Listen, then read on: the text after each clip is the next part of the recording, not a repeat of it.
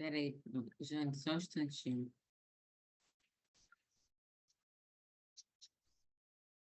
Eu vou ver aqui, eu vou mandar para você o endereço, tá?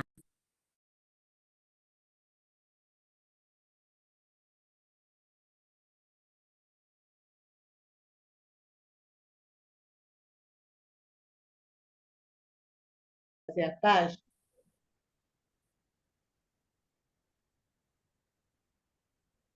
Vamos hoje fazer, né, continuar com o nosso livro Vinha de Luz, de Emmanuel. A lição hoje é a número 13. Não confundas. Porque a Escritura diz: todo aquele que nele crer não será confundido. Paulo aos Romanos, capítulo 10, versículo 11. Em todos os círculos do cristianismo, há formas diversas quanto à crença individual. Há católicos romanos que restringem ao padre o objeto de confiança. Reformistas evangélicos que se limitam à fórmula verbal e espiritistas que concentram todas as expressões da fé na organização mediúnica. É natural, portanto, a colheita de desilusões. Em todos os lugares há sacerdotes que não satisfazem, fórmulas verbalistas que não atendem e médiuns que não solucionam todas as necessidades. Além disso, temos a considerar que toda crença cega, distante do Cristo, pode redundar em séria perturbação. Quase sempre, os devotos não pedem algo mais que a satisfação egoística no culto comum, no sentimento rudimentar de religiosidade, e daí os desastres do coração. O discípulo sincero, em todas as circunstâncias, compreende a probabilidade de falência na colaboração humana e, por isso, coloca o ensino de Jesus acima de tudo. O Mestre não veio ao mundo operar a exaltação do egoísmo individual, e sim traçar um roteiro definitivo às criaturas, instituindo trabalho edificante e revelando os objetos sublimes da vida. Lembra sempre que a tua existência é jornada para Deus, em que o objeto centralizas a tua crença, meu amigo. Recorda que é necessário crer sinceramente em Jesus e segui-lo para não sermos confundidos. Então, né, a lição de hoje, ela fala, né, não importa, né, a religiosidade, até porque a nossa busca é para a espiritualidade. Então, aquele que, né, que fica restrito sempre vai, né, encontrar naquele, dentro do seu templo, ou naquela outra pessoa que ali está representando, né, às vezes se desanima, fica desiludido, porque colocou tudo no outro, né? Mesmo aquele que se faça representar em nome de Deus. Aí o que ele resume para nós, né? Dizendo que aquele que realmente, né, tem o seu Cristo interno, né, e aqueles que escolheram, né, o Cristo para ser, né, e colocar, né, como roteiro em nossas vidas, e a gente nunca vai se decepcionar, porque ele está em nós. Nós já, né, alicerçamos, né, o nosso Cristo interno e através desses momentos, né, daquilo que nós temos, né, em nós e aquilo que nos propomos, que sabemos que, né, a nossa caminhada, a nossa trajetória enquanto espíritos, né, imortais é que nos leva a Deus, ou seja, nos leva, na verdade, ao nosso interior, porque Deus está em nós também, né? Então, ele diz para que a gente, onde é que nós estamos centralizando a nossa crença, né? Então, que a gente busque sempre, né, o Cristo que está em nós, que possamos sempre acioná-lo, né, através, né, dos nossos sentimentos, dos nossos pensamentos, das nossas palavras, enfim, nas nossas ações, porque é a Ele que nós escolhemos, é a Ele que nós seguimos. Valéria, você quer fazer a nossa prece? Graças a Deus, Jesus, amoroso Mestre.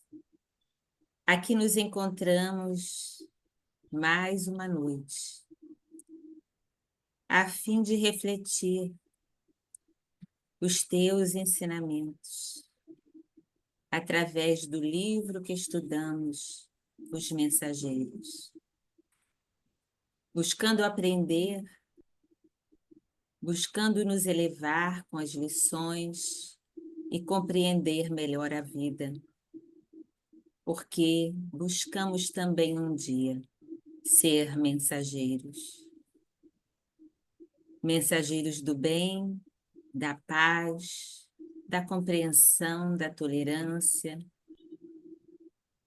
de tantas coisas que ainda buscamos ser. E estamos trabalhando para isso. Renova, Senhor, a nossa vontade, a nossa firmeza interna, para que esses estudos que fazemos a fim de nos auxiliar a viver melhor a vida, possa ser aquele farol a iluminar a nossa trajetória, para que, iluminados, possamos também ajudar a iluminar a vida de tantos outros que ainda não te conhecem, que ainda não despertaram e, portanto, necessitam de ti, assim como nós. Envolve a todos os irmãos que por alguma razão hoje não puderam aqui estar, que eles recebam das vibrações salutares, benéficas, de saúde, de equilíbrio, que sempre são derramadas quando estamos reunidos. E que a paz esteja com todos. Envolve a nossa irmã Jane, para que ela receba a inspiração do alto, para que através das suas palavras, dos seus exemplos, de tudo que ela preparou para trazer até nós, possa ter eco em nossos corações e que possamos bem aproveitar as lições de hoje. Graças a Deus. Então, nós vamos dar continuidade ao nosso estudo do livro Os Mensageiros de Emmanuel, Chico Xavier, e o título do nosso estudo é Pesadelos. Mas primeiro nós vamos relembrar a reunião anterior, cujo título é Os que Dormem. A equipe chega a Pavilhão Escuro, situado em área com mais ou menos 3 quilômetros de extensão. No interior, espaçosas enfermarias. Silêncio absoluto. Cerca de 2.000 espíritos ali estão adormecidos. Têm semblantes horrendos, quase todos estampando pavor em cadavérica palidez. São 80 os atendentes em atividade. Cada um só pode cuidar de 5 enfermos, perfazendo 400 atendimentos. A imagem é a da morte, naqueles espíritos entorpecidos no vazio, que, quando encarnados, acreditavam no nada após a desencarnação. Então, vocês lembram, né, que o Aniceto, o Vicente, Alfredo e o André Luiz estavam ainda nesse lugar quando nós vamos, então, para o nosso estudo de hoje. Pesadelos. Enquanto Alfredo continuava dirigindo os serviços, Aniceto, com a permissão dele, conduziu André e Vicente aos leitos distantes, onde se acolhiam os enfermos desatendidos quanto ao auxílio magnético, foram aqueles espíritos que não tinham condição de serem atendidos, então que não receberam os passos magnéticos e nem o sopro. Precisamos comprovar experiências e aproveitar oportunidades, avisou Aniceto sorridente. Nós o acompanhamos curiosos, identificando as expressões isoladas, dolorosas ou terríveis daquelas máscaras mortuárias. Quando nos encontrávamos a razoável distância da zona central, o instrutor esclareceu em tom grave. Desejaria conhecer a extensão dos benefícios colhidos por vocês no gabinete de auxílio magnético às percepções. Para ajudar eficientemente aos nossos amigos encarnados, é necessário saibamos ver com clareza e precisão. Vocês estão lembrados, logo no início do livro, quando André Luiz e Vicente se preparavam para uma excursão à Terra? O Aniceto, então, colocou os dois nesses gabinetes de auxílio magnético às percepções. O que ele pretendia? Que eles conseguissem desenvolver bem as suas percepções, a audição, a visão, e todos os sentidos que nós temos, que pudessem, então, desenvolver para melhor, então, auxiliar. É necessário ver com clareza e precisão. Aqui ele está se referindo à visão, né? Indicando os doentes imóveis, acrescentou: todos os que dormem nesses pavilhões permanecem dentro do mau sono. O que nós podemos entender por mau sono? O que vocês acham? Pesadelos. Pesadelo. O que É. o que é o sono? É a emancipação da alma, né? Quando durante o sono. Então, eles vão para onde eles desejarem. Então, eles vão exatamente para aqueles locais onde eles se sentem bem. Não é? Podem ir para lugares onde eles vão a estudar, ouvir palestras, podem ir para ficar observando a natureza, conversando com os espíritos, com os bons espíritos, enfim. Ou então podem ir para aqueles lugares onde eles se sentiam bem quando encarnados, né? No meio da bebida, no meio, enfim, de vícios, ou, enfim, do jeito que eles pensavam e sentiam na Terra, eles vão, então, procurar sintonizar com aquele mesmo tipo de espíritos que eles se comprazem em fazer, não é?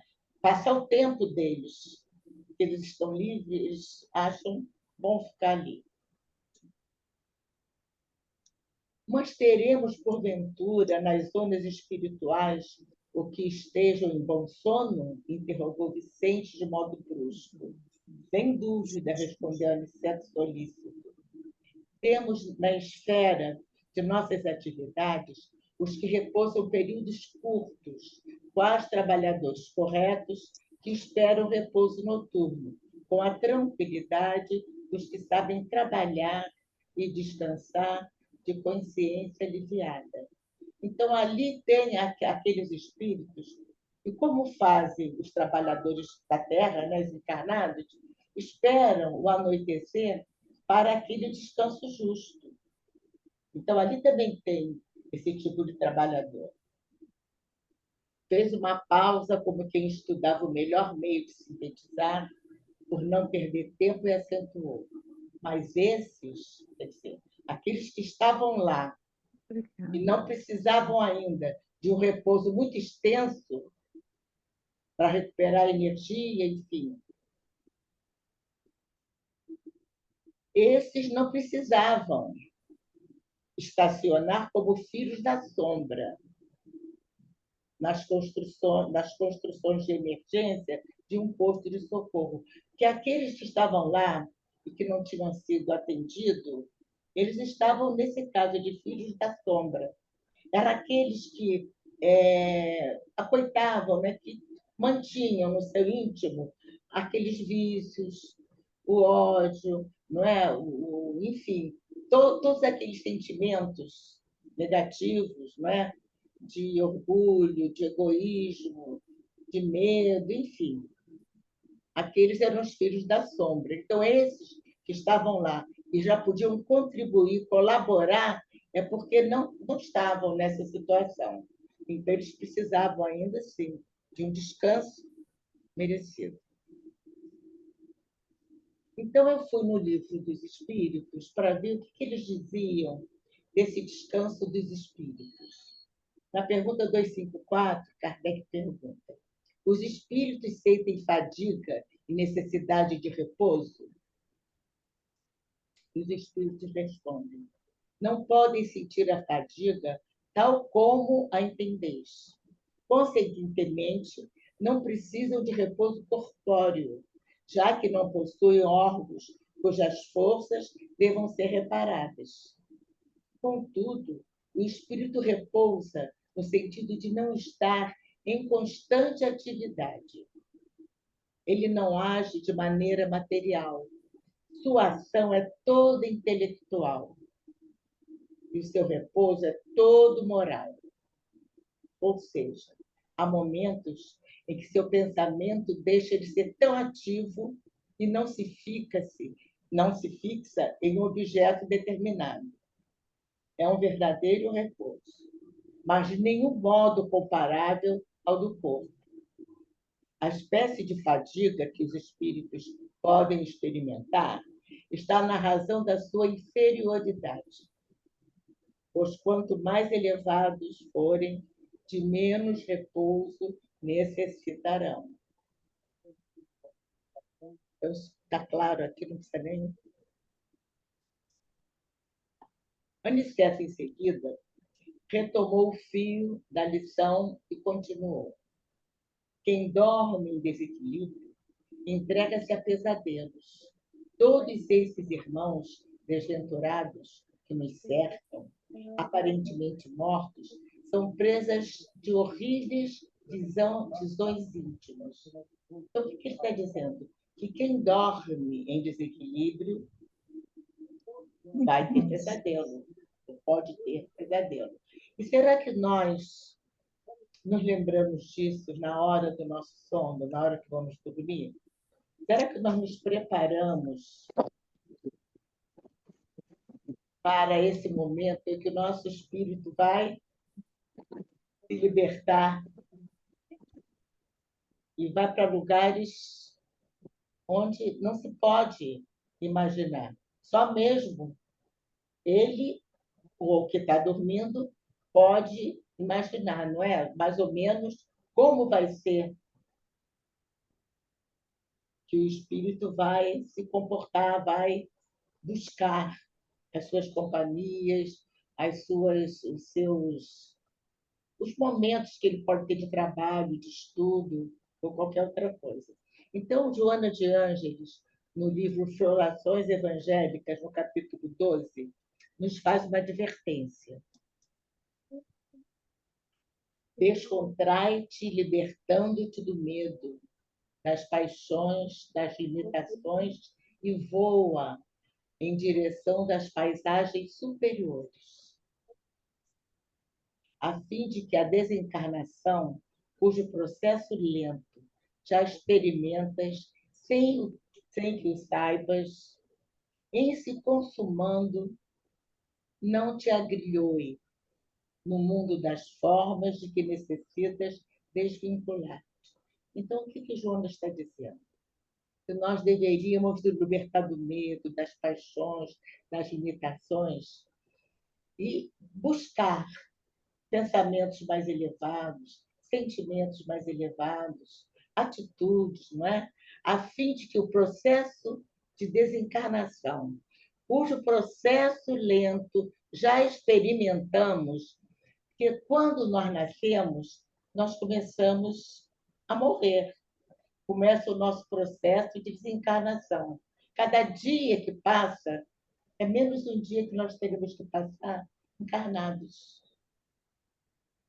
E nós temos que estar preparados justamente para não ficarmos presos, não ficarmos com algemas em relação ao mundo material.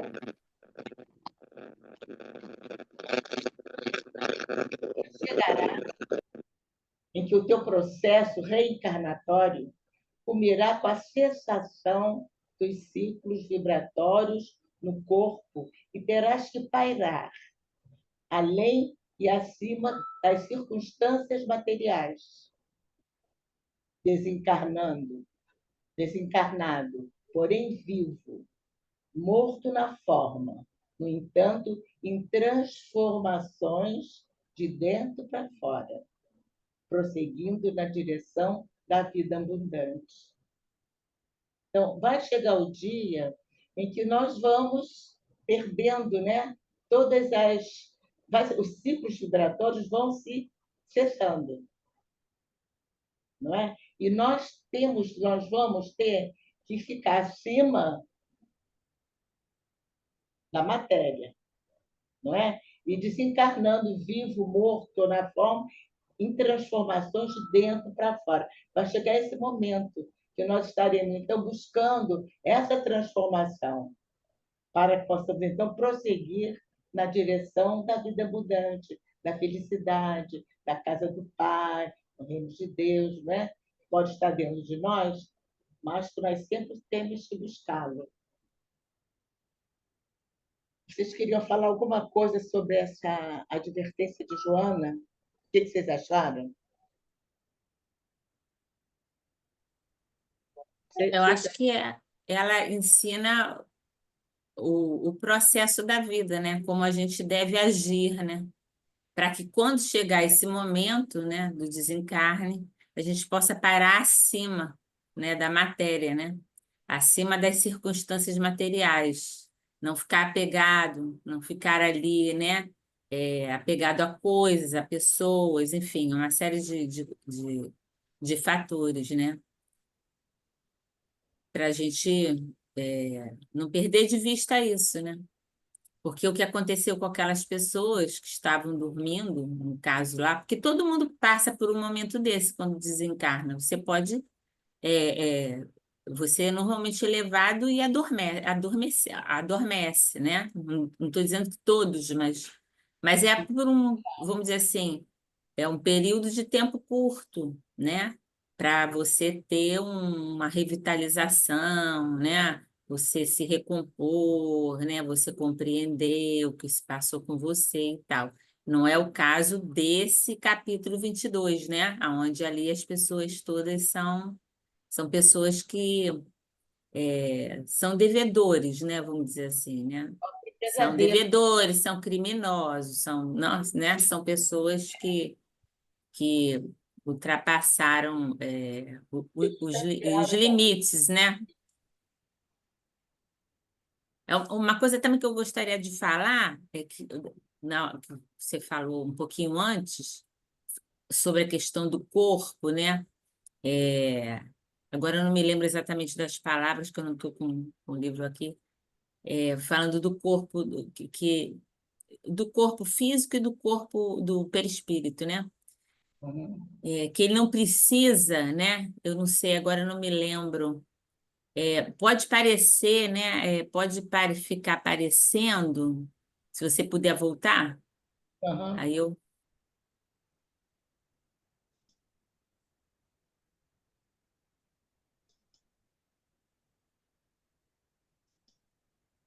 né? Esse? Não, não, acho que não. É um anterior àquele. Nós não teremos aqui os espíritos sentem necessidade. Eu não queria atrapalhar, não. Essa Não, trabalhando. Então, será que é o você penúltimo, é o a penúltimo, a a questão parte de baixo. pois é na questão Não. dos Deixa espíritos, então. É porque ele fala, é um verdadeiro repouso, mas nenhum modo comparável do corpo, né? A espécie de fadiga olha, dos espíritos, a fadiga, eu, tal como a entendeis, conseguintemente, não precisa do repouso corpóreo, já que não possui... Sim, é aqui no início, desculpe, Jane. Não podem sentir a fadiga tal como a entendeis. Conseguintemente, não precisam do repouso corpóreo, né? Já que não possuem órgãos cujas forças devam ser reparadas, tá? Aí eu faço eu sublinho isso, né? Não possuem órgãos cujas forças devam ser reparadas. Quer dizer, na verdade, André Luiz nos diz que o corpo espiritual, ele tem órgãos. Só que eles não funcionam como os órgãos do corpo físico, não é? Nós temos os órgãos no perispírito, por exemplo, o coração, mas o coração não bombeia sangue no perispírito, mas nós temos. Isso colocado por André Luiz mesmo até no nosso lar. É só porque aí parece que, como às vezes a gente lendo sem entender bem, parece que a gente não tem, entendeu? E também parece que a gente não sente fadiga. Quando a pessoa desencarna, né, dependendo do que ela teve, se ela uma moléstia grave que perdurou, essa pessoa ela vai desencarnar é, sentindo um pouco de fraqueza, de fadiga, né? Que é rapidamente, vamos dizer assim, resolvida pelos amigos espirituais, quando você é uma pessoa boa, né? Que tem bons sentimentos e boas vibrações. Assim como você já falou do alimento, né? A gente não precisa, mas existem espíritos que se encontram no plano espiritual que precisam se alimentar, né? De sopas, de caldos, né, de determinados alimentos, não podem simplesmente deixar de fazer isso, porque ainda necessitam. Mas isso varia, né? De espírito para espírito. Desculpe, é só porque na hora eu não falei, aí como você perguntou se queria falar alguma coisa, eu me lembrei disso, que pode parecer que não tem, né? Ficar confuso É, para uma próxima aula nossa, entendeu? Que na outra ele falou diferente. Quer dizer, ele falou certo, como ele fala, mas a maneira que às vezes a gente é que não entende direito, né?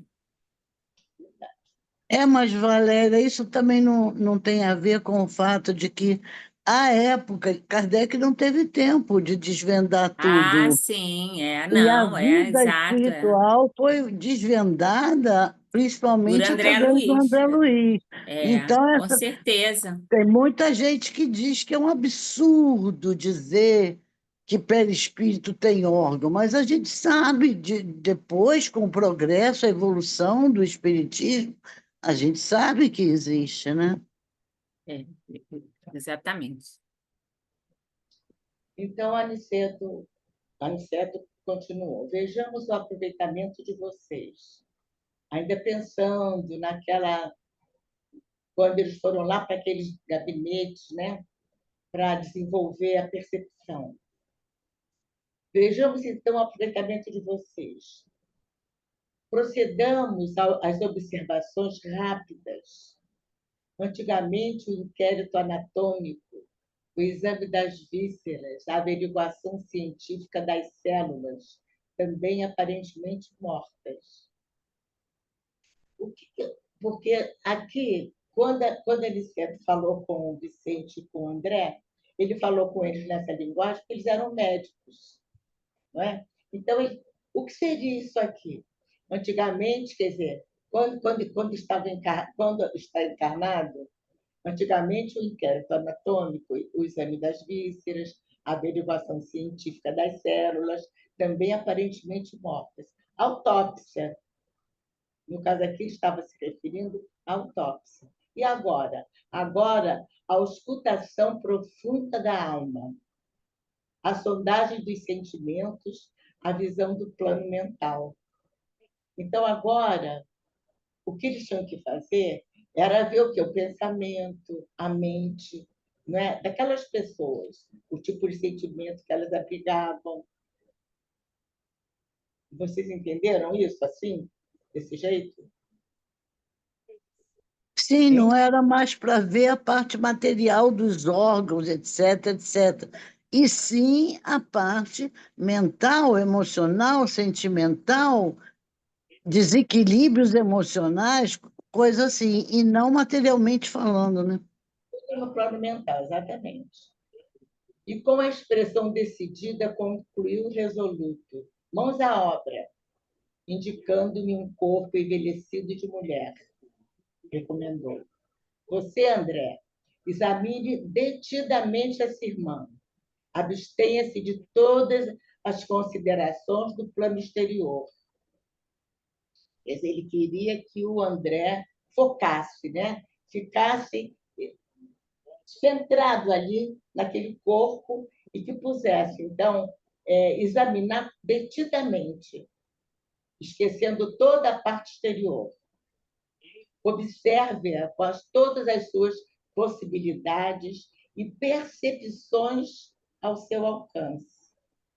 Quer dizer, ele tinha que procurar as percepções dos nossos sentidos, né? Tudo que ele pudesse usar ali para examinar aquele corpo, aquela mulher, corpo não, aquela mulher, que ele usasse. Sinceramente interessado em atender, não reparei nas ordens que a Aniceto transmitia a Vicente. Ele já estava, então, já decidido, né? Já estava interessado na tarefa que ele ia realizar. Procurei esquecer os quadros externos, focalizando aquela máscara feminina com todos os meus recursos mentais. À medida que me despreocupava dos interesses diferentes, observava a sombra cinzenta, que ali a gente pode ver na gravura, né? Quer dizer, ele já estava bem focado, bem firme ali na tarefa que ele estava realizando.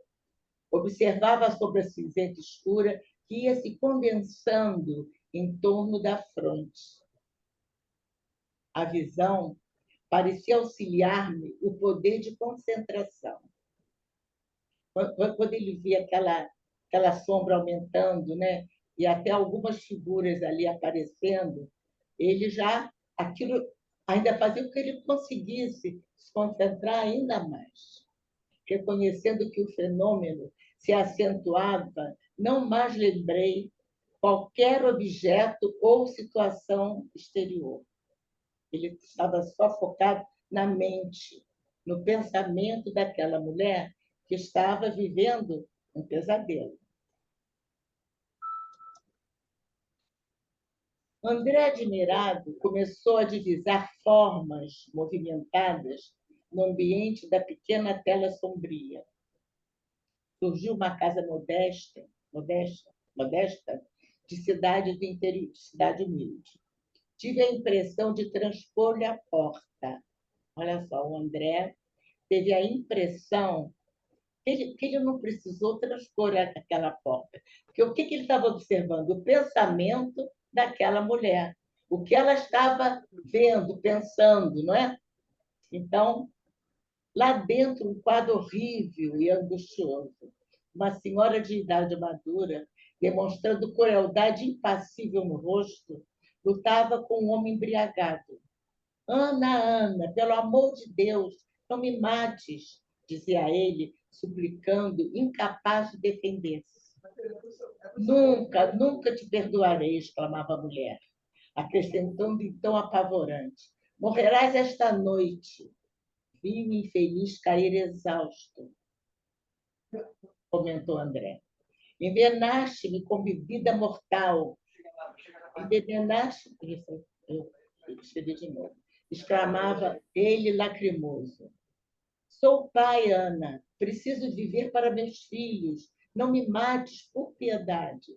Então, vocês vejam, quando o André teve a impressão que ele transpôs a porta, porque ele conseguia ver o que havia lá dentro, isso me lembrou um tipo de faculdade mediúnica que é psicometria, não, psicometria espiritual. Eu até escrevi aqui do que se trata esse tipo de mediunidade, que eu não estou dizendo que é de André Luiz, mas se assemelha. Vamos aqui ver. Essa faculdade demonstrada por André, essa de psicometria espiritual, assemelha-se a um tipo de mediunidade chamada psicometria espiritual. Psicometria é a faculdade mediúnica pela qual o médium, em contato com objetos, pessoas ou lugares relacionados com acontecimentos passados, sintoniza-se de tal forma com eles, descrevendo-os com precisão. Vocês já ouviram falar desse tipo de mediunidade, já? Já a dona Ivone Pereira tinha. Pois é. Ela entrava num ambiente, ela conseguia saber tudo que se passou ali. Ou segurava um objeto e sabia de tudo a respeito dele. Eu acho mais que é uma clarividência. Eu acho que ele entra porque ele, Vicente, né? É aumentada essa percepção deles, né? É, Como você colocou, né? É aumentada para que eles pudessem realizar esse tipo de tarefa. Eles ainda não estavam em trabalho, né? Mas mas eles então mais ampliado, precisavam. podemos dizer. Para ampliar, E Vai aí ele, como se ele ficasse comungando, né? E estando, você se vê mesmo no lugar, né? Você se vê mesmo no lugar. Eu vou ter que dar uma saidinha rapidinha que a minha mãe está chamando. Já volto. mas então eu achei que, de uma certa forma, se assemelhava, não é? Até a própria. Até os policiais, aqueles que lidam com crimes e tudo, eles, às vezes, chamam esses médiums para ajudar, né? Na descoberta, para encontrar o criminoso, não é? Justamente são médiums que não são nem espíritas, talvez a gente não sabe, mas que não precisam ser espíritas, precisam ser médiums, né? E com esse tipo de mediunidade. Eu não sei se é só clarividência, pode ser, ou se é esse tipo mesmo de psicometria espiritual. Você sabe, Tereza, se da Ivone Pereira era psicometria? Bom, a dona Ivone Pereira tinha praticamente todos os dons mediúnicos, mas eu me lembro de capítulo de livro dela, onde ela, dentro de uma casa, ela conseguiu identificar pessoas que ali habitavam, tudo que tinha acontecido, e tudo, assim, era até tinha relação com escravidão. Agora, a Valéria talvez tenha uma certa razão também da clarividência, mas eu acho que a clarividência você tem condições, não sei, eu não sou expert em mediunidade, mas assim, a clarividência você vê sem você, você está naquele ambiente, você vê o espírito ali, como o Chico via, né? Mas ele está penetrando na mente. E pela mente ele vê uma casa. E dentro dessa casa ele vai ver o ocorrido. A mim parece mais psicometria. Não sei. Como eu achei semelhante, eu trouxe, mas eu falei, se assemelha, né? A um, eu não sei, tenho Se certeza, assemelha, a um tipo de mediunidade.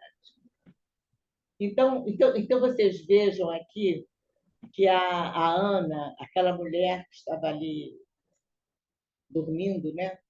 Tendo aquele pesadelo, que dá até a André Luiz a oportunidade de ver tudo isso, né? De ver, enfim, ver aquela cena toda. Ele olha para a mente da mulher e é como se passasse um filme, não é? Ele vê tudo o que ela está pensando, assim como se estivesse diante de uma televisão ou de uma tela cinematográfica, né? Ele pode observar tudo como realmente teria acontecido. Ela ouviu com frieza e respondeu duramente: morrerás mesmo assim. Tenho a infelicidade de amar-te, a ti que pertences a outra mulher. Não quiseste seguir-me, preciso vingar-me. Aí vocês vejam o tipo de sentimento que ela tinha, né? Dentro de si. O que ela brigava, que tipo de... que ela tinha ódio, né? E aqui a gente vê que era um triângulo amoroso, não é? Era ele, o homem, com a mulher que era a mãe dos filhos dele, e ela, que era amante. Ele resolveu, então, terminar com aquela vida que ele tinha, dupla, e resolveu ficar com a mulher. E ela não se conformou. Então, ela não quiseste seguir-me, preciso vingar-me. Atirando-se no assoalho, tornava-o infeliz. Deus sabe que estou arrependido do meu criminoso passado. Quero viver para o bem, Ana. Perdoa-me por amor do eterno Pai. Quem sabe poderei auxiliar-te como irmão. Ajuda-me para que eu possa te ajudar. Não me mates, não me mates. A mulher, porém, como se tivesse a maldade agravada ao ouvir a expressão da virtude, tomou de um pesado martelo e exclamou: Deus não existe, Deus não existe, morrerás, infame. E de súbito crivou-lhe o crânio de marteladas surdas. O homem expirou sem um grito. Vocês vejam que ela planejou, foi um crime planejado, não é? Ela envenenou a ele, deu a bebida, né?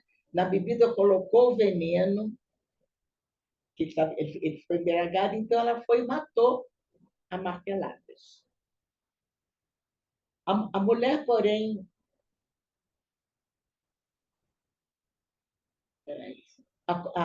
o homem expirou num grito. Logo após, vi a criminosa conduzindo o cadáver em carrinho de mão, através de um trilho distante. Acompanhava-lhe os movimentos com interesse. A noite estava muito escura, mas observei-a parada junto à via férrea. Sondou os arredores, certificou-se do isolamento em que se encontrava e depois a estranha carga sobre os trilhos. Via, dispondo o cadáver para que a cabeça fosse decepada a passagem do comboio. Retirando-se apressadamente, reconduzindo o pequeno carro vazio. Não esperei a máquina de ferro.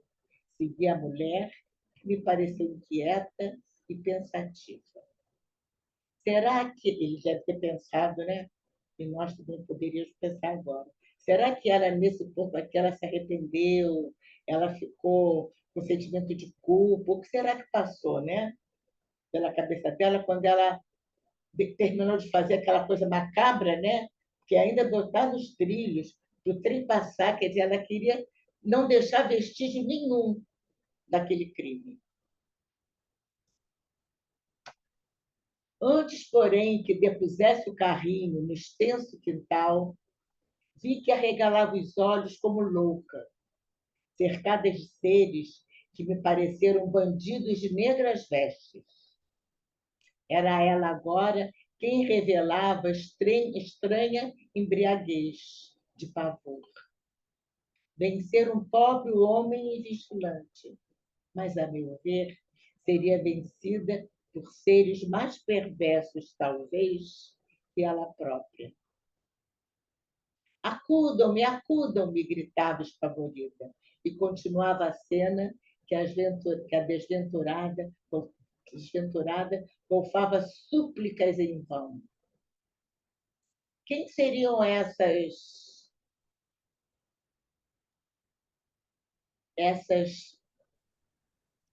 Entidades. entidades? Quem seriam essas entidades?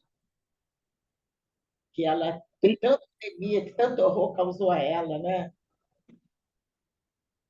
Mas eu acho que entidades com malignidades piores ou iguais a ela, iguais às dela. Então, eram obsessores agora, né? Isso, agora iam se tornar. Ela se sintonizou com eles, né? Eles até podem ter dado Sim. ideia a ela, a gente não sabe, mas depois eles estavam ali à espera, né? Aí eles queriam mesmo agora que ela permanecesse junto deles, né? Ela agora queria talvez se desvencilhar, mas agora já era tarde para ela. Ela já tinha criado. Eu acho que ela sintonizou com espíritos das trevas. Eu não sei nem se seriam obsessores.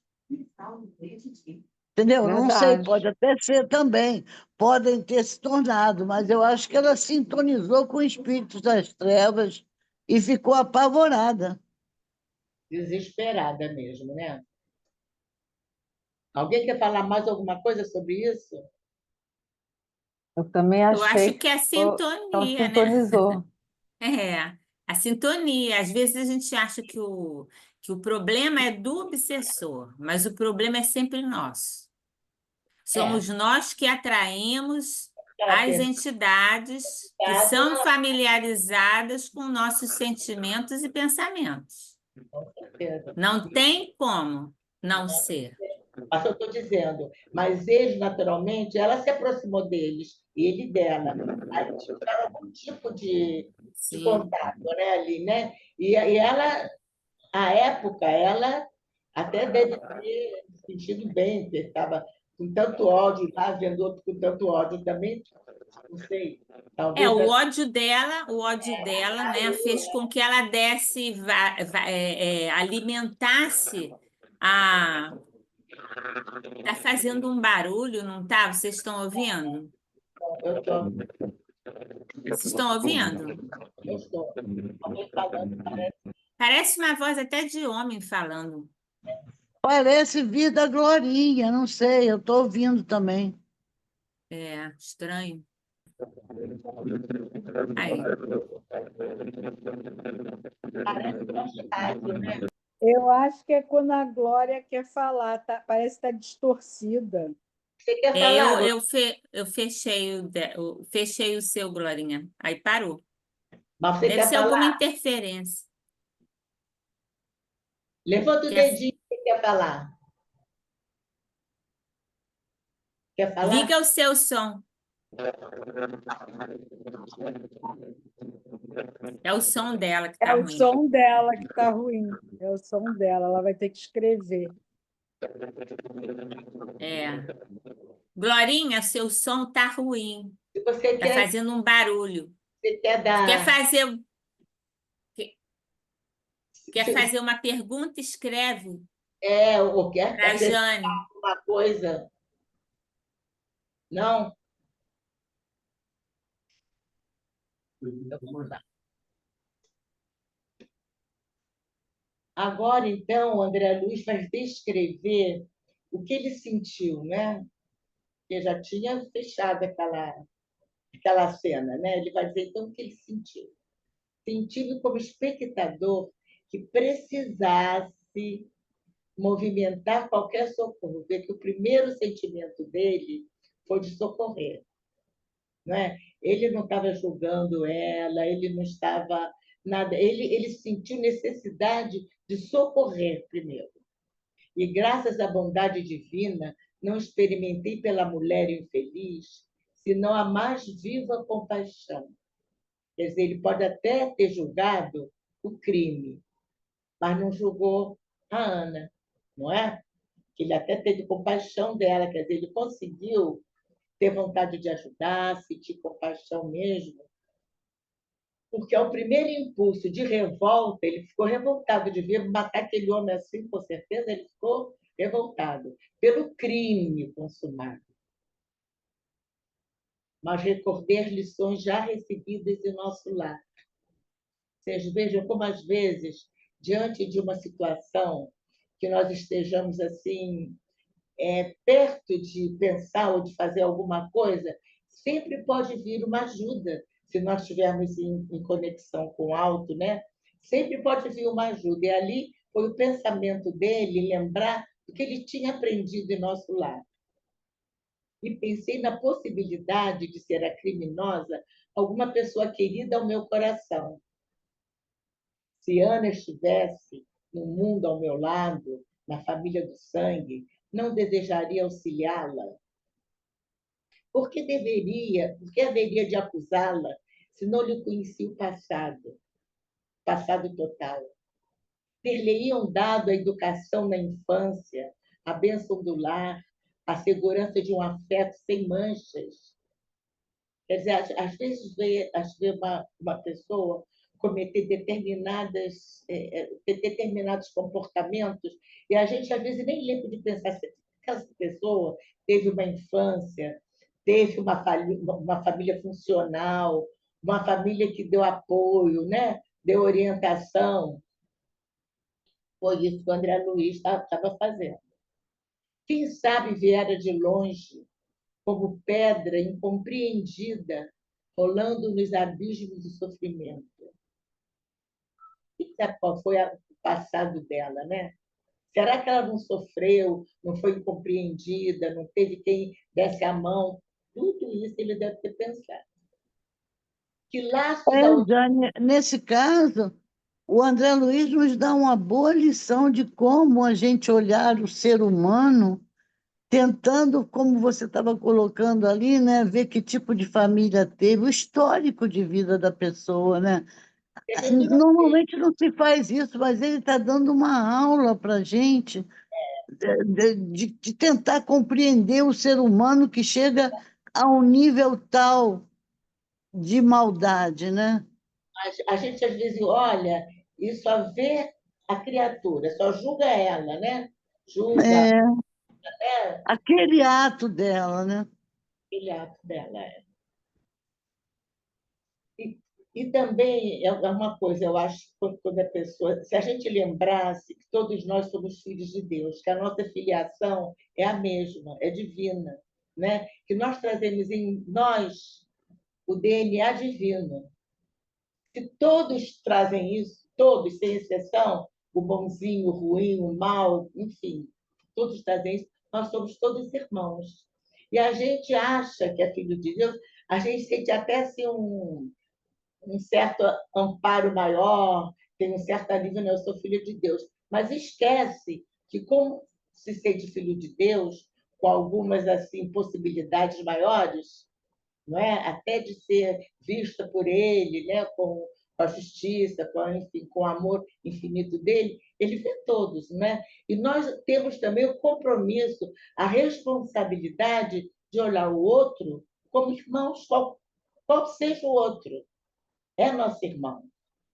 E a gente, então, não pode deixar ele ao léu, né? A gente ele estava procurando alguma coisa para fazer. Às vezes a gente não pode fazer nada realmente. Não está dentro do nosso poder, da nossa capacidade. Nós temos limitações, não é? Às Mas a vezes só uma oração, né? oração, não é? Não dá Mesmo, para fazer mais nada. mas nós temos que buscar sempre algo a fazer, não é? Como teria começado o drama doloroso? Não sabia. Enxergava somente a pobre mulher, rodeada de sombras agressivas, implorando socorro, e ignorava como ajudá-la, que antes às vezes não sabe o que fazer. Mas recordei que Ana era minha irmã, filha do mesmo pai, irmã que adoecera no caminho comum, sem que eu pudesse, pelo menos por agora, indagar a causa. Quer dizer, ele não podia indagar a causa. Então, ele tinha que fazer o que estivesse dentro das possibilidades dele, mesmo sem saber por que ela chegou a tal coisa.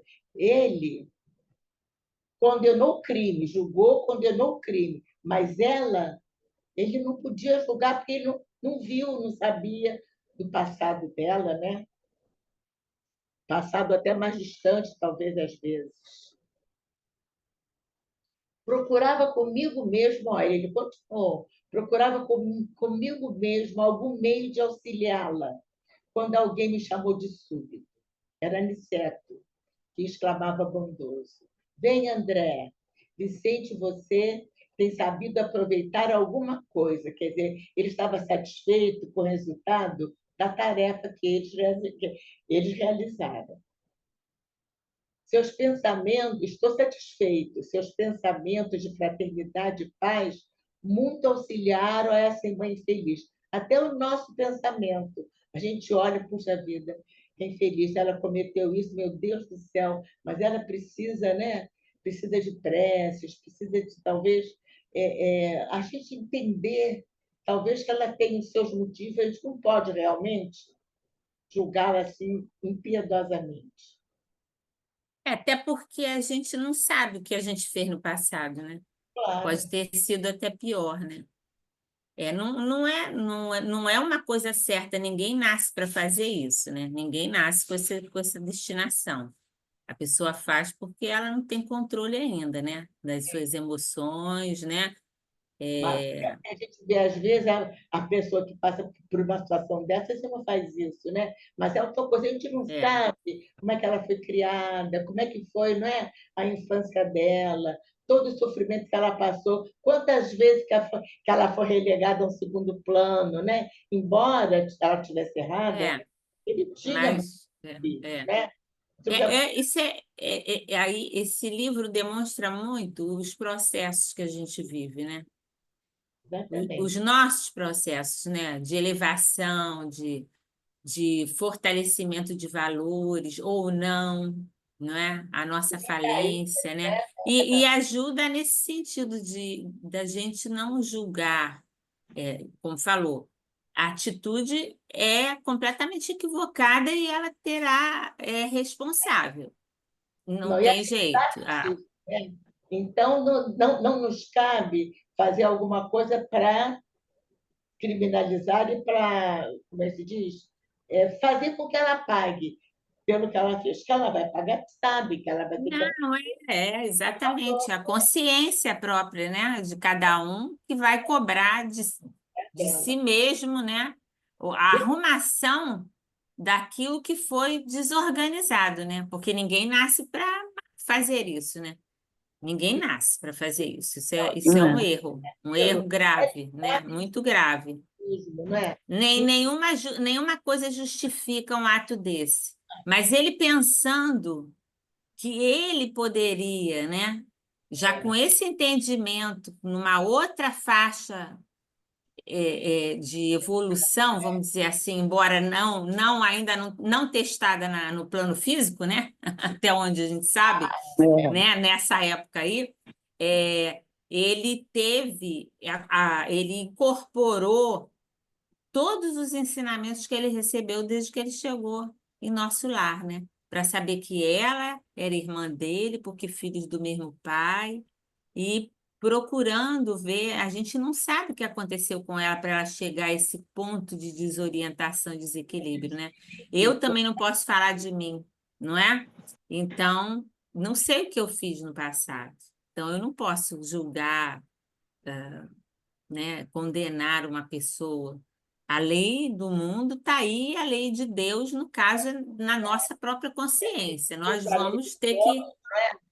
e que a lei de Deus sabe que ela mesmo. É, Não é que Deus vá fazer alguma coisa. não, Deus não faz nada. Quem faz somos nós mesmos, Ela, né, né? como ele vai dizer depois, se ela fez alguma, contrariou as leis divinas, agora a própria consciência dela vai fazer com que ela sofra, que ela vai ter que se arrepender. Porque a gente nasce para o bem e para o amor. Sempre que a gente contraria isso, a gente está devendo, né? A gente está devendo. Com certeza. E a gente vai ter que arrumar É. uma forma de. A própria consciência vai arrumar isso, né? É a forma de minimizar, né? E a gente vai pagando, vamos dizer assim, como diz o Haroldo Dutra, parcelado, né? A prestação, Deus é tão misericordioso que faz a gente pagar a gente não paga tudo de uma. parcelado. Aí o Aniceto continua. Conforme observaram de perto, sabem agora que cada um dos que aqui dormem, sono atormentado, vive estranhos pesadelos de que não podem isentar-se de um instante para outro. Isso aí não pode, de repente, não vai ser como Paulo de Tarso, né? que na mesma encarnação ele se arrependeu, mas não é uma coisa assim nesse sentido, né? Não vai ser de um momento para outro que ela vai quitar, né? Tudo isso que ela fez. E ele também tinha parcela de culpa dele, mas não chegaria, talvez, a uma situação dessa de cometer um crime. Então, conforme observaram de perto, sabem agora que cada um do que as que estão dorme um sonho atormentado, vive em estranhos pesadelos de que não pode isentar-se de um instante para outro. Não precisamos comentar qualquer episódio dessas existências, vividas em oposição à vontade divina, às leis divinas, não é? Bastará lembrar que a dívida, em toda parte, anda com os devedores. Então, o que isso quer dizer? A dívida anda com os devedores. Quem gostaria de falar sobre essas palavras do Aniceto? A dívida em toda parte anda com os devedores. O que a gente pode entender disso? Quem? Está na consciência, né? Na consciência. Tudo que a gente faz, a gente sabe ficar lá registrado no perispírito, né? Está lá, É, guardadinho, né? Então, nós ficamos como? Como se estivéssemos entrelaçados com as nossas dívidas. A gente não pode se desfazer delas. Onde nós vamos, elas estão ali. Até a nossa consciência nos mandar, porque o mal só está ali esperando a presença do bem. O negócio é pensar, fazer o bem, sentir o bem mesmo. Só assim a gente pode ir desfazendo todo aquele mal que nos acompanha. Não, não tem outra forma de resgatar essas dívidas. Um dia você vai resgatar. Você pode até ter 10 encarnações, e nessas 10 reencarnações você não quitar seu débito. Mas um dia você vai ter que quitar, porque ele anda com você. É porque, por acaso, a gente tem E- dúvida que aquele criminoso mais cruel, aquela pessoa, que aquele homem ali, um dia, ele vai ser feliz, um dia ele vai ser bom. A gente não tem dúvida disso. Não. A gente não tem dúvida disso. Porque essa é a destinação dele, como é a nossa, como é a de todos nós. Agora, cada um chega a seu tempo, não é? Não é nem no tempo de Deus, é no nosso tempo mesmo. E O nosso tempo. aqueles a quem a gente deve, eles vão bater na nossa porta. Bom, Vão bater. Vão bater sempre, até a gente quitar isso. E dentro de nós vai haver aquele sentimento, aquele remorso, aquela necessidade de fazer alguma coisa por uma pessoa, por uma situação. Porque é a nossa consciência nos dizendo, você está em falta com essa situação. Né? É alguém que deixa para trás um filho, né? Ou, vamos dizer assim, deixa para trás um filho e alguém, uma criança, enfim, aparece na tua vida para que você desperte e dê um outro roteiro à tua vida. Aproveite aquela oportunidade, mas muitas vezes a gente não aproveita, né? E aí aparece de novo, e aparece de novo. E quando você sabe ou está com alguém que vive uma situação parecida com a situação que você viveu no passado, aquilo te comove, aquilo te traz um sentimento de culpa que você não entende o que é, porque é a sua consciência lhe cobrando. Então, a gente não precisa saber o que a gente fez e o que a gente foi. A gente precisa estar atento ao que a nossa consciência, a nossa intimidade transmite para a gente, em forma de bem-estar, em forma de mal-estar, né? Porque existem os sinais da vida, né? E, por pior que pareça, existe sempre uma maneira de você tornar menos pior, melhor a situação de alguém. Pode não ser aquela pessoa a quem você feriu ou criou o problema, mas uma outra, numa mesma situação, com a mesma dor, né? Vai aparecer para que você possa ter a oportunidade de... Ou você vai buscar. Quando você está mais desperto, você vai buscar. Aí é que eu E, acho que Valéria, e quando aparece assim, no caso, como você estava colocando, não que você vá buscar, quando aparece, sem mais nem menos, digamos assim, entre aspas, isso faz parte da misericórdia divina, né? Porque coloca ali na tua frente para você tentar resgatar o mínimo que seja, né? Aí Sim, está uma sem parcela dúvida. grande da É, misericórdia de Deus. por isso é, é que os nossos anjos guardiões, né? Que às vezes vem, mostra, chama atenção, mas a gente não. Por isso é que eu acho que aquela advertência de Joana de Ângeles foi muito pertinente.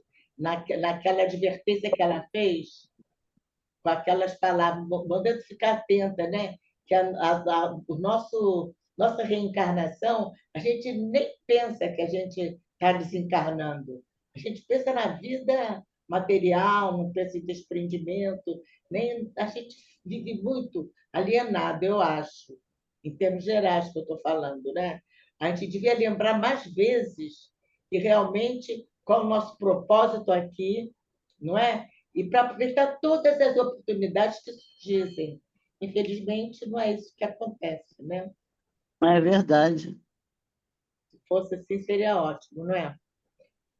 Ah, voltemos ao centro. Devemos cooperar na oração. Então, eu trouxe aqui umas mensagens, uns textos. Todos nós conhecemos. Mas o que me tocou muito foi André Luiz lembrar o que ele aprendeu lá no nosso lar. Então, eu acho que toda vez que ele tiver contato visual ou auditivo com palavras que nos levem a refletir, mesmo que sejam reflexões já vistas por nós, mas eu acho que cada vez que a gente vê, a gente vai incorporando um pouco da mensagem, da essência daquela mensagem. Então, eu trouxe aqui essa: não julgueis pela aparência, mas julgai segundo a reta justiça. Está em João, capítulo 7, versículo 24.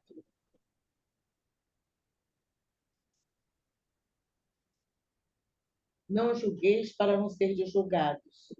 Aqueles que estiver sem pecado, que atire a primeira pedra. E trouxe uma do Evangelho de Freter, bispo de Nevers, Bordeaux. Está lá no Evangelho segundo o Espiritismo, capítulo 10, item 18. Por que serdes tão clarividentes para com o próximo e cegos em relação a vós mesmos? Quando, pois, cessareis de perceber no olho do vosso irmão o argueiro que o fere, sem olhar no vosso a trave que vos cega e vos faz marchar de queda em queda? Então, eu acho que são assim pensamentos, são advertências que nós já vimos outras vezes, mas que se a gente puder ver outras vezes e outras e outras e outras, talvez naquele momento que nós estejamos diante de uma situação que a gente tem que tomar uma atitude, ou se ajuda, se não ajuda, eu acho que talvez elas venham à nossa mente também, para aquela ajuda, aquela oportunidade que às vezes vem para nós e nós não vemos como uma oportunidade. A gente vê mais como uma preocupação, mais como uma tarefa, mais como um trabalho, mas que, na realidade, vem justamente para nos levar, não é? A tomar uma atitude digna de um cristão, digna de um filho de Deus, não é? Digna, então, de viver realmente, de pretendendo, não é? Chegar o mais rápido possível na casa da felicidade, né? Junto ao Pai, junto a Jesus. Então, é isso que eu queria deixar com vocês. Vocês queriam falar, Foi ótimo. vocês queriam falar mais alguma coisa? Mira está quieta, calada, muda. Acho que ela já foi embora, que eu nem estou vendo Mira aqui. Cadê você, Miriam? Eu estou aqui, ó, estou ouvindo, Eu tô né? chegando. Ah, agora eu vi. Ouvindo. E aí, você quer falar alguma coisa? Você ficou muda? Até também a... Acompanhando. Essa questão do não julgar, né? Na verdade, a gente julga mais do que a gente pensa, que isso faz parte até do nosso cotidiano. É, é uma É. questão da gente, né, tá trabalhando, né, o nosso interior, né, o tempo todo, e a gente se observando cada vez mais, né? Isso a gente vai adquirindo mais consciência de nós, porque tudo é conosco. Aí você citou ali a questão da trave, né, tá, do largueiro, essa coisa toda que tá lá, tudo isso está lá no Evangelho. E essas, é como você disse, é sempre bom a gente estarmos lembrando, né, para nós próprios, né, não para o outro, é para nós, né, para que a gente sempre tenha isso, né, em mente. Opa, e lá já estou eu julgando, né, de novo, às vezes uma pequenina coisa, né? Então, né, isso aí acaba fazendo parte, mas a gente está aqui, né, para aprender. Então é isso, e cada vez mais, né, nos auto, né, descobrirmos, nos auto-examinando, e tome Joana o tempo todo, né, porque a questão é essa, o que eu não consegui fazer comigo, tá? Como é que eu vou conseguir fazer com o outro, ou melhor com o outro? Então, tudo começa, né, conosco. Então, é por isso que esses lembretes, né, e tudo isso que ficou colocado aqui para nós, né, é isso, né? Você não conhece a história da pessoa, então por que julgar? Você não sabe o que está acontecendo dentro de quatro paredes, as questões de você só ver ali, né, na não julgueis pela aparência, exatamente isso, né? E como muitos têm, né, essa, né, né, tem essa propriedade de julgar o outro pela aparência, né? Olha de cima a baixo e você começa, né, nos seus devaneios só porque olhou para ele e, né, e acha que ele é isso, que ela é aquilo, pronto, já começou, né, a julgar.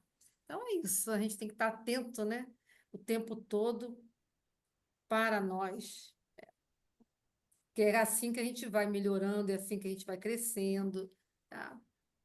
E, e vendo a nossa responsabilidade em nossos. Porque tudo começa, né, com os nossos sentimentos. Os nossos sentimentos, aí é o pensamento, depois dali é um pulo para a ação. Então, trabalhemos isso. Acho que é isso que eu tenho para dizer. Glorinha, quer falar alguma coisa? Até Glória. Janinha, Oi, querida.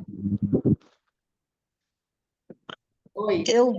eu vou ter que me despedir, porque tem gente que não participa do estudo e está esperando que eu coloque a relação dos nossos enfermos. Que horas são? Então, vamos sim. Vamos encerrar já. Faltam 7 minutos para as 9. Então, vai, querida, vai, porque só vou fazer a prece É, agora. Não, Né? então eu espero, é porque vai ter gente que vai estranhar. é. Quando Olha, for assim, coloca antes, né? Coloca antes. Às 7 da noite, tipo, É, pode? Ah, então tá. pode colocar até de manhã, se não tiver. é porque pode Você? chegar gente, Valéria, a gente sempre É. espera. Então, Ah, sim, pode chegar alguém, pode, mas pode colocar antes de começar É, a aula. pode, É. pode. 7 Quem horas, vier depois entra no pensamento. A gente pode agora mentalizar a Cleide também, que está operando, né, nesse momento, para que ela mas a última receba informação eu já passei da mas ela Cleide. já está operando, né?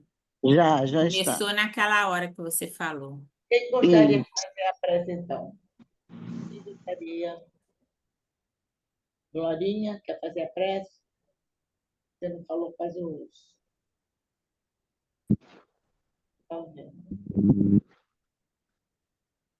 Quer fazer a prece? Ah, tá fazendo barulho. Então não dá, porque está fazendo barulho, né? Então, você quer fazer, Tereza? não posso fazer. Graças a Deus, graças a Jesus. Jesus, nosso mestre amado, gratidão pela oportunidade do grupo novamente unido para o estudo das obras de André Luiz. Ajuda-nos, Senhor Jesus, a colocar em prática, através de nossa vontade firme, todos os ensinamentos que nos trazes à luz da doutrina espírita. Senhor, hoje pedimos, todos nós aqui com o coração unido, principalmente pela nossa amiga Cleide, que está na mesa de cirurgia agora, corações irmanados, pedindo a vós e aos bons espíritos de luz que estejam com ela, amparando toda a equipe que está fazendo a cirurgia, que sejam todos bem intuídos para a realização exitosa dessa cirurgia de nossa irmã. E aproveitando também para todos os nossos irmãos enfermos relacionados em nossa lista do grupo de oração, que recebam de ti, mestre amado, teu abraço divino, tua luz bendita.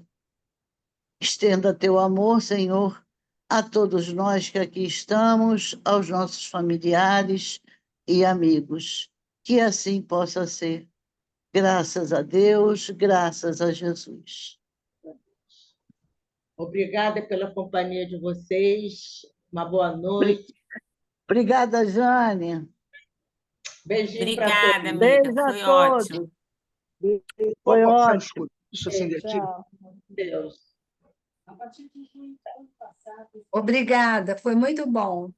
Obrigada. Beijo, Jane. Obrigada, Jane. Vamos.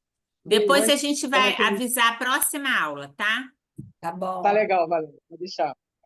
Beijo, minha mãe tá Tchau. mandando beijo. Beijo, beijo, Tchau, beijo, Lélia. Lélia. Tchau, Márcia. Tchau, Tchau, A gente tá tchau. no escurinho aqui.